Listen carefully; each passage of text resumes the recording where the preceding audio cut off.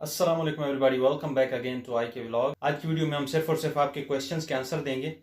वो क्वेश्चन जो मैंने एक्चुअली यूट्यूब के ऊपर जो एक पोस्ट क्रिएट की थी, उसमें आप लोगों ने जो क्वेश्चन पूछे थे, या फिर फेसबुक ग्रुप के ऊपर जो आप लोगों ने क्वेश्चन पूछे थे, जो मैंने वहाँ पे पोस्ट डाली थी, I will try my best कि उनके तमाम के आंसर्स मैं आपको दे सकूँ। तो अभी स्टार्ट करते हैं। आपके तमाम क्वेश्चन के आंसर देने की कोशिश करता हूँ, लेकिन उससे पहले मैं आप लोगों को थोड़ी सी कन्फ्यूजन जिनकी चल रही है HAT के बारे में या USAT के बारे में, वो थोड़ी सी मैं दूर कर देता हूँ। जो कि मेरे पास अभी इंफॉर्मेशन है उसके मुताबिक मैं आप लोगों को अगर बता देता हूँ। अभी जो ATC के ऊपर टेस्ट की इनरोलमेंट है वो 16 जनवरी आ चुकी है, आपने देख लिया होगा। जिन्होंने टेस्ट पहले रजिस्टर नहीं किया था वो अब टेस्ट रजिस्टर कर लें इसमें, और जिनने ऑलरेडी रजिस्टर किया हुआ है वो मेरे ख्याल से अभी वेट कर लें, क्योंकि अभी तक रोल नंबर स्लिप नहीं आई है किसी की भी। तो इस वजह से अभी क्लियर नहीं है ये बात कि ये टेस्ट दोनों सेम ही होंगे, एक ही टेस्ट एक ही दफ़ा टेस्ट होगा, या फिर ये डिफरेंट डिफरेंट टेस्ट होंगे। जिनने 15 दिसंबर को अप्लाई किया था वो अलग टेस्ट देंगे, और ये जो 16 जनवरी जिसकी डेडलाइन है ये अलग टेस्ट देंगे। ये चीज़ अभी क्लियर नहीं है, बट लगता है ऐसे ही है कि 15 दिसंबर वालों का टेस्ट एक दफ़ा हो जाएगा, उसके बाद फिर वो जो 16 जनवरी जिसकी डेडलाइन है वो टेस्ट। क्योंकि अगर आप लोग ETC की वेबसाइट ओपन करेंगे तो उसमें आप दोबारा इनरोल का ऑप्शन कर सकते हैं। इसका मतलब ये है कि वो सेम टेस्ट नहीं है जो कि 15 दिसंबर जिसकी डेडलाइन थी। तो ऐसे लगता है कि ये सेकेंड टाइम दोबारा ऑप्शन दिया है। जिनने रजिस्टर नहीं किया था तो वो अब रजिस्टर कर लें। इन केस अगर आप लोगों का टेस्ट 15 जनवरी से पहले नहीं होता, या 15 जनवरी से कुछ दिन पहले होता है, और आपको रिजल्ट कार्ड इसका नहीं मिलता है, तो आप लोग फिर एप्लीकेशन अपनी सबमिट कर सकते हैं। लेकिन अगर आप लोगों का रिजल्ट 15 दिसंबर जिनने इनरोल किया हुआ है, अगर आप लोगों का रिजल्ट 15 जनवरी से पहले पहले आ जाता है तो फिर आपने ये रिजल्ट अपना अपलोड करना है। और जिनने अप्लाई अभी सबमिट कर दिया है और 15 दिसंबर जिनकी डेडलाइन है, तो उनका भी इतना कोई इशू नहीं है। उसकी वजह यह है कि ये दोनों वेबसाइट आपस में कनेक्टेड है। जो आप लोगों का टेस्ट का रिजल्ट होता है वो आप लोगों के CNIC के ऊपर होता है, तो इस वजह से इन दोनों का आपस में डाटा ट्रांसफर हो जाता है। तो इस वजह से अगर किसी ने नहीं भी किया है तो उसका कोई मसला नहीं होगा, वो आपका डाटा डायरेक्ट ट्रांसफर हो जाएगा और आप लोगों को कोई परेशानी नहीं होगी। क्योंकि इसकी सिंपल सी एग्जांपल यही है कि 16 जनवरी के बाद जो टेस्ट होने वाले हैं उनका जो डाटा है या उनका जो रिजल्ट कार्ड है वो कैसे आपका HEC को जाएगा। वो सिंपल ही है, क्योंकि दोनों HEC के अंडर काम कर रहे हैं इदारे, तो इस वजह से आपके CNIC के नंबर के ऊपर ये टेस्ट होगा। तो इस वजह से आप लोगों को इसकी कोई टेंशन नहीं होनी चाहिए। अभी ये HAT और USAT का मसला हल हो गया है, आई होप। और अभी मैं जो और क्वेश्चंस हैं वो मैं बारी बारी देखता जाऊंगा और आप लोगों को इनके आंसर देता जाऊंगा। अभी एक ने मेंशन किया है, is there any requirement for bank statement acceptance needed for bachelor and master students. अच्छा, बैचलर और मास्टर स्टूडेंट्स के लिए एक्सेप्टेंस की जरूरत नहीं है। और जो बैंक स्टेटमेंट की बात कर रहे हैं, तो बैंक स्टेटमेंट वीजे के टाइम पे आपको 40, 50 या 60,000 या 70,000 की इतनी ही रिक्वायर्ड है, उससे ज़्यादा रिक्वायर्ड नहीं है आपको। तो आप लोग इतनी तो नॉर्मली हर कोई कर सकता है, 50 to 60,000 या इवन 1 लाख तक।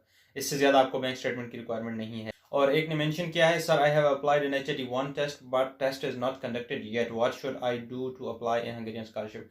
इस जो 15 दिसंबर पे इनने ऑब्वियसली इनरोल किया होगा, तो आप लोग वेट कर लें। अभी अगर आपके टेस्ट पहले हो जाता है 15 जनवरी से और आप लोगों का रिजल्ट भी आ जाता है तो इट्स वेल, आप लोग अपलोड कर देना वहाँ पे। और अगर नहीं आता और आप लोगों ने अपनी एप्लीकेशन फिर सबमिट कर देनी है एंड में जाके, बिल्कुल डेडलाइन से 1-2 दिन पहले, और फिर आप लोगों का जो रिजल्ट है वो डायरेक्ट उनके पास चला जाएगा। Do you know any one who got admission in computer science with FSC pre medical background, kindly reply. जी बिल्कुल, FSC प्री मेडिकल वाले CS में एडमिशन बिल्कुल ले सकते हैं, और इवन बिजनेस में भी ले सकते हैं, तो कोई मसला नहीं है, आप फील्ड चेंज कर सकते हैं। I am a pre medical students, can I apply for physics field. Yes बिल्कुल, आप अप्लाई कर सकते हैं। प्री मेडिकल फिजिक्स किया हुआ है तो कोई मसला नहीं है, फिजिक्स में अप्लाई कर सकते हैं। Confusion about USAT test date guide please. तो ये मैंने आपको अभी बता दिया है शुरू शुरू में ही, बिल्कुल। आई होप आप लोगों को क्लियर आ चुका होगा। I am facing a problem on HEC portal while filling USAT test detail. There is no USATM option, just that 1 2 3 HAT 1 2 3 here. अच्छा, आप ये जो हनी के नाम से कोई अकाउंट है, आप शायद गलत पोर्टल पे हैं। आप लोग HEC पोर्टल पे अप्लाई नहीं करना है, बल्कि scholarship.hec.gov पे अपने अप्लाई करना है। तो वहाँ से ही आपका फॉर्म फिल होगा, और जहाँ पे अगर आपने टेस्ट दिया हुआ है तो आपने HAT को टिक कर देना है और नीचे अपने टेस्ट स्कोर अपना अपलोड कर देना है। उनको आइडिया है इस चीज़ का कि ये वेबसाइट में एरर है, तो इस वजह से आप लोगों को इसकी कोई प्रॉब्लम नहीं होगी। PMC syllabus is okay for medicine preparation, इस चीज़ की मुझे आइडिया नहीं है, मुझे समझ नहीं आई है ये इनने जो भी कमेंट किया है। बट आपका जो USAT-M होगा, जाहिर सी बात है वो आपने सिलेबस देख लिया होगा HEC की वेबसाइट के ऊपर, वो उससे रिलेटेड होगा। और जो मेडिकल वाले यहाँ पे आ जाएंगे, ऑब्वियसली फिर यहाँ के हिसाब से स्टडी होगी। I want to do MD, therefore how to do, please guide me please. MD, आपने MD कैसे करना है, ये जाहिर सी बात है, मैंने इतनी वीडियोस बनाई है, आपने किसी एक वीडियो में भी नहीं देखा है, आपने डायरेक्ट कमेंट तो कर दिया है, but I want to do MD, therefore how to do, please guide me. भाई मैं MD नहीं कर चुका हूँ, तो इस वजह से मैं आपको कैसे बता सकता हूँ। सिंपल एप्लीकेशन फिल करें और जो भी मैंने पीछे वीडियोज़ बताई हुई हैं आपने उनको फॉलो करना है और आप अप्लाई कर सकते हैं, बस इससे ज़्यादा मैं कुछ भी नहीं कह सकता आपको। Any update about USAT test, ये मैंने आपको ऑलरेडी बता दिया हुआ है USAT टेस्ट की अपडेट के बारे में शुरू में ही। इनिशियल सिलेक्शन के लिए इंटर और टेस्ट के मार्क्स का एग्रीगेट लिया जाता है या सिर्फ टेस्ट स्कोर देखा जाता है। इनिशियल सिलेक्शन जो है उसमें 50% आपका टेस्ट होता है और उसके बाद 50% आपकी प्रीवियस एजुकेशन होती है। तो वो मैट्रिक और FSC वो डिवाइड होता है, मेरे ख्याल से बैचलर वालों के लिए 40 और 10% होता है, और मास्टर वालों के लिए फिर बैचलर 40 होता है और FSC 10 होता है, समथिंग लाइक दैट। तो इस तरह से डिवाइड होता है, लेकिन 50% आपका टेस्ट होता है। ये इनिशियल सिलेक्शन की बात है। I'm too much confused. Kindly answer. I want to apply for PhD program on HEC website. Is study field PhD program is not mentioned, but on SH website applications are open for PhD program. I confirmed from different sources. कोई कुछ कह रहा है, कोई कुछ कह लिया, आप बता दें। अच्छा, PhD के लिए ऑलरेडी आई थिंक अगर आप स्कॉलरशिप की जब scholarship.hec.gov.pk पे आप चेक करते हैं तो वहाँ पे आपने सिंपल सा अपना PhD सेलेक्ट करना है और आगे आपकी फील्ड्स आ जाती हैं जो भी हैं। तो जो भी आपकी फील्ड है, रेलेवेंट फील्ड है, उसमें आप मेरे ख्याल से शो हो जाएगा। बाकी सबको शो हो रहा है तो आपको भी होना चाहिए, क्योंकि बाकी भी काफ़ी लोग अप्लाई कर। How much can we earn in euros doing part time job except the stipend on Hungary cum scholarship, please reply. अच्छा, यूरोज में जो है कन्वर्जन ये आप खुद ही कर लीजिएगा, क्योंकि मैंने आपको बता दिया था कि पार्ट टाइम जॉब जो है वो डिपेंड करता है, एक तो पार्ट टाइम किस तरह की जॉब्स होती हैं, वो मेरी आप पार्ट टाइम जॉब वाली वीडियो देख लीजिएगा, मंथली सैलरी और वो सारी चीज़ें, तो वहाँ पे आपको आइडिया हो जाएगा यूरोज़ में कितनी है, तो आप वो खुद कन्वर्ट कर लीजिएगा। वैसे फॉरेंस में मैंने बताई है वहाँ पे, तो आप वहाँ पे जाके चेक कर सकते हैं। वैसे as compare to other Europe कम ही होती हैं, तो यहाँ पे कम होती है क्योंकि यहाँ की करेंसी लो है। क्या एक से ज़्यादा यूनिवर्सिटीज़ में हंगरी स्कॉलरशिप के लिए अप्लाई कर सकते हैं सेम फील्ड में? जी बिल्कुल, 2 ऑप्शन होते हैं आपके पास, तो आप 2 डिफरेंट यूनिवर्सिटीज़ में अप्लाई कर सकते हैं और 2 सेम फील्ड रख के भी कर सकते हैं, तो आपको कोई मसला नहीं होगा। फूड साइंस का क्या के लिए कौन सी यूनिवर्सिटी अच्छी है? फूड साइंस मेरे ख्याल से कोई डिपार्टमेंट नहीं है, फूड इंजीनियरिंग डिपार्टमेंट है, तो आपकी इंजीनियरिंग की डिपार्टमेंट इस दफ़ा काउंट नहीं हो रहे बैचलर के लिए, तो इस वजह से आप आई थिंक अप्लाई नहीं कर सकते हैं, but you have to check it from HEC website as well. Master के बाद MS होगा या PhD? अब मास्टर 16 ईयर एजुकेशन, अच्छा 16 ईयर एजुकेशन में अगर वहाँ पे MSc आपका जो है तो यहाँ पे आप लोगों को PhD के लिए अप्लाई नहीं करना है, बल्कि आप लोगों को दोबारा MSc के लिए अप्लाई करना है, जो कि इक्विवेलेंट होगी 18 ईयर ऑफ एजुकेशन, जो जिसको हम पाकिस्तान में MS बोलते हैं। USAT टेस्ट डेट कब आएगी? हंगरी के एडमिशन फॉर्म जमा करने की लास्ट डेट 16 है। तो USAT की मैंने जैसे पहले भी बता दिया है, अगर टेस्ट डेट पहले आ जाती है और टेस्ट पहले हो जाता है और रिजल्ट भी पहले आ जाता है तो ठीक है, आप सबमिट कर दीजिएगा एप्लीकेशन फॉर्म में, और अगर नहीं आता आपने दोबारा वैसे ही सबमिट कर देना 1-2 दिन पहले डेडलाइन से, और कोई इशू नहीं होगा, वो रिजल्ट ऑटोमेटिकली उनको ट्रांसफ़र हो जाएगा। हमने आपकी वीडियोस देखी हैं, हमें आइडिया है, पर सर आप MD प्रोग्राम के लिए बस हल्का सा बता दीजिएगा कि कहाँ अप्लाई करना है और कौन से चालान पे करने। MD के लिए सिंपल ही अप्लाई करना है, जिस तरह नॉर्मल लोग अप्लाई कर रहे होंगे, बट MD के लिए वीडियो कल मैं होपफुली बनाऊंगा, यहाँ पे आप लोग कल या परसों देख सकेंगे, और उसमें मैं एक MD के स्टूडेंट हैं यहाँ पे आए हैं 2022 में, तो उनसे मैं बात करूँगा, तो होपफुली आपको वहाँ से चीज़ें ज़्यादा मज़ीद क्लियर हो जाएंगी, जो भी आपके क्वेश्चंस होंगे तो वहाँ पे आपको मज़ीद क्लियर हो जाएंगे। अच्छा, मेडिसिन MBBS के लिए अप्लाई करना है, तो MBBS और मेडिसिन एक ही चीज़ें हैं, तो 1 टायर मास्टर को सिलेक्ट करें और मेडिसिन में अप्लाई करें, तो MBBS और मेडिसिन एक ही चीज़ें हैं। बाकी डिटेल में जो वीडियो है मेडिसिन के बारे में वो मैं कल इंशाल्लाह बनाऊंगा एक स्टूडेंट के साथ, तो आप लोगों को वहाँ पे जो भी आपके क्वेश्चन हैं तो इस वीडियो के नीचे भी आप कमेंट कर सकते हैं, कल मैं उनसे पूछ लूँगा और आपको फिर डिटेल में बता दूंगा।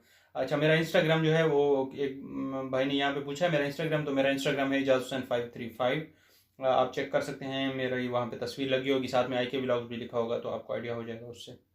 ओके जी, सो इस टाइम अभी मैं फेसबुक के जो भी आपके कमेंट्स हैं उनके रिप्लाई करने की कोशिश करूँगा, और कोशिश करूँगा कि जो रिप्लाई ऑलरेडी कर चुका हूँ तो उनको नहीं कर पाऊँगा, तो इस वजह से, क्योंकि वीडियो बहुत लेंथी हो जाएगी, फिर आप लोग देख भी नहीं पाएंगे।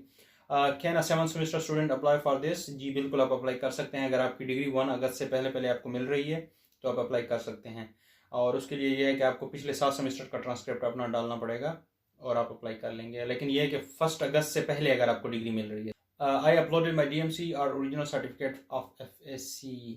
DMC भी अप्लाई कर सकते हैं, अगर सर्टिफिकेट है तो वो भी अप्लाई कर सकते हैं, जो आपका दिल करे। HEC पर अप्लाई कर रहा हूँ तो ये प्रॉब्लम आता है। अच्छा, HEC के वेबसाइट के ऊपर काफ़ी एरर्स आ रहे हैं। उसकी वजह ये कि ये वेबसाइट काफ़ी ज़्यादा लोडेड हो जाती है या वेबसाइट के इश्यूज काफ़ी ज़्यादा हैं, तो आप ट्राई करते रहें, होपफुली हो जाएगा। How to write statement of purpose on HEC portal for undergraduate program. अच्छा, स्टेटमेंट ऑफ पर्पस और लेटर ऑफ मोटिवेशन ये सेम चीज़ें हैं दोनों। जो आपने स्टाइपेंडियम हंगेरियम की वेबसाइट पे लिखा है बिल्कुल सेम उसी को कॉपी पेस्ट करके आप यहाँ पे पेस्ट कर सकते हैं। तो ये बिल्कुल दोनों सेम चीज़ें हैं। अच्छा, ETC के ऊपर काफ़ी इशू आ रहे हैं इस भाई को, और अकाउंट ब्लॉक हो गया आई थिंक। तो आपको एक ही रास्ता है HEC से कांटेक्ट करने का, यहाँ अगर आप करीब हैं तो वहाँ पे जाके विजिट कर लें। I have done 2 master, one in gender studies and one in political science. I want to apply on the basis of master in gender studies. Please guide me. What's the document I will attach in both form, HAT test and university forum or HEC2?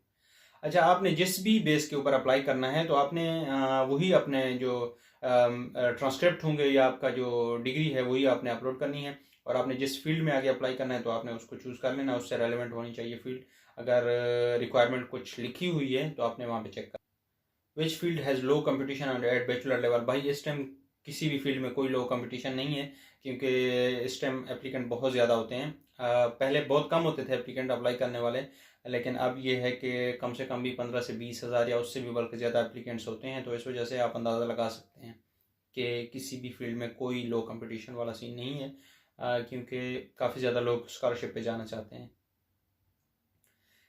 अच्छा, test कब होगा? तो test के बारे में मैंने शुरू में बता दिया है, तो ये मैं दोबारा रिवाइज नहीं करने वाला। For the medical certificate it should be done according to the form given in scholarship, or we can do it as we want for doctoral studies.